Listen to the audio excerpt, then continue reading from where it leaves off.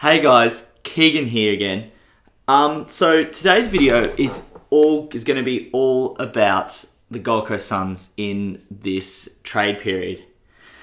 Now, I'm a big Gold Coast Suns fan. I love them, but I just have a couple of things that over this trade period, I felt like they've really let the team down.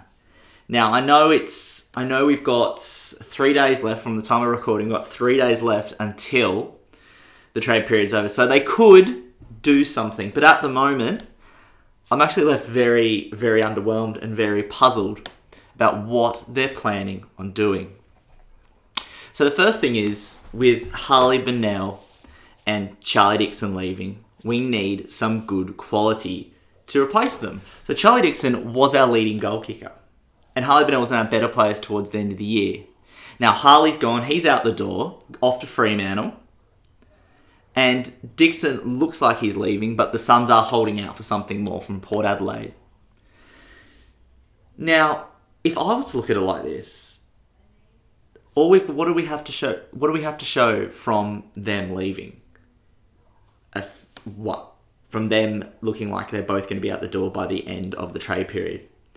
Harley, we got a round 1 pick. We lost a round 2 pick and we gained a round 3 pick.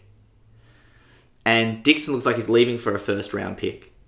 And maybe another round pick next year, or maybe a player, like a depth player. But probably not much more than that. I don't know if we can cover these two losses. It's a bit tricky because Harley was always like on the outside. He was your outside runner, ready to go. He was always a good goal kicker. He was a good goal kicking midfielder, and Dixon was always a good target.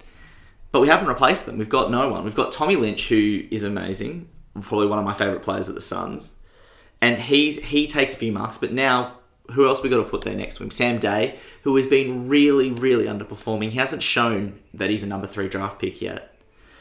Wright, it looks like he will be a gun, but he's at least a year, maybe 2 years away from being a full 22 round a year player. So what we've got to show for them, we've got a bunch of draft picks. Now, admittedly, we probably will, by the end of this trade period, have 4 round 1 draft picks. Now, that's nothing to be annoyed about. That's good, 4 number 1 draft picks. But the only issue is, we need to play for the now. We need to be looking to make finals in this upcoming year. If we don't make finals this upcoming year and we don't look like we're going in the right direction, we'll be having a lot more people to send off at the end of the year. Prestia and O'Meara look like they could very well be heading out the door before the end of at the end of next year. And if they go, then we're going to plummet back down the ladder.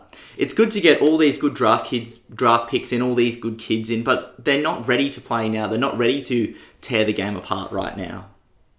We need players that are ready now. Ready-made players that are they're hardened bodies, they make an impact, and they make sure that we can, when we have goals going against us, that we can stem the tide.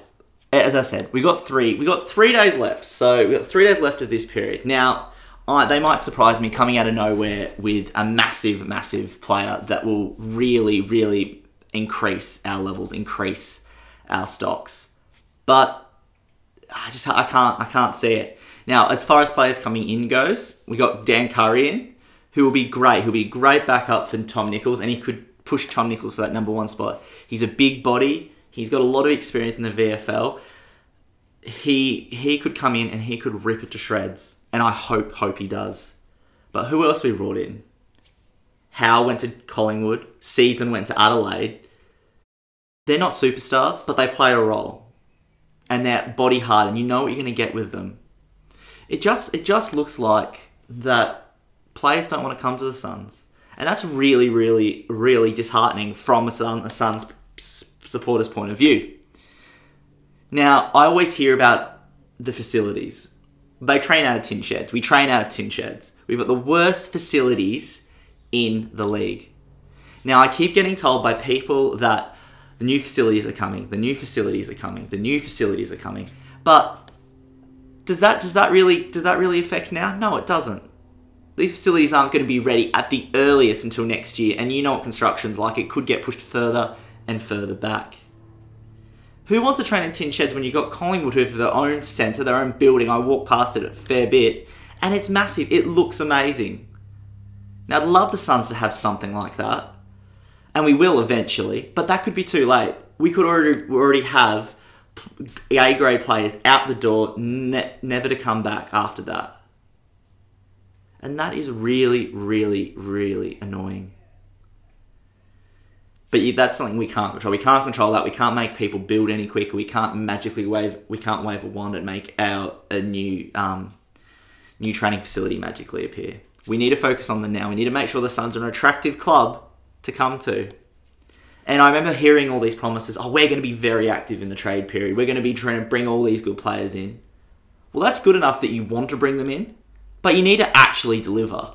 And I just haven't seen any delivery yet. Now, I'm not going to be one of those people that's going to go put my membership in the microwave and fry. I'm going to stick thick. But I just want to see some light at the end of the tunnel. I know we've got some quality and we've got heaps of quality on the field. But we need to make sure that we're able to keep that quality.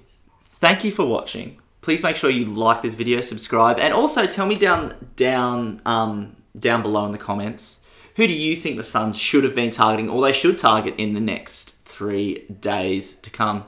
Tell me if there's anyone that we think that there is left that we could pick up that might be handy for the Suns lineup, that could be a potential big import or a player that could make a really good contribution.